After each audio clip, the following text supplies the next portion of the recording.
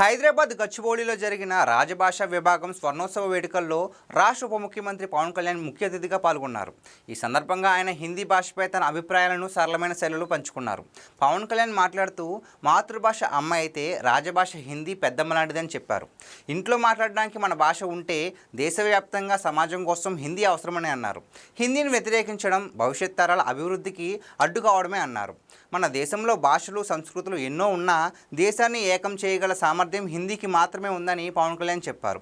ఉద్యోగాలు, వ్యాపారాలు, social media popularity కోసం హిందీని వాడుతాం, కానీ నేర్చుకోవాలంటే మాత్రం వెనకాడుతున్నామన్నది ఆయన అభిప్రాయం.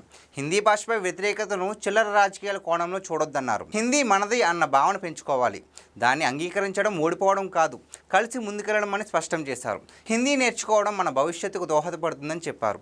విద్య, వైద్యం, వ్యాపారాల్లో భాషల అడ్డంకులు తొలగించుకోవాల్సిన అవసరం ఉందని, ఈ దిశగా హిందీ ఉపయోగపడుతుందని పవన్ కళ్యాణ్ వివరించారు. చివరగా, నా హిందీ భాష ప్రేమకి నిదర్శనంగా ఖుషి సినిమాలో ఏ మే రాజా అనే పాటను కూడా వేశా అని గుర్తు చేశారు.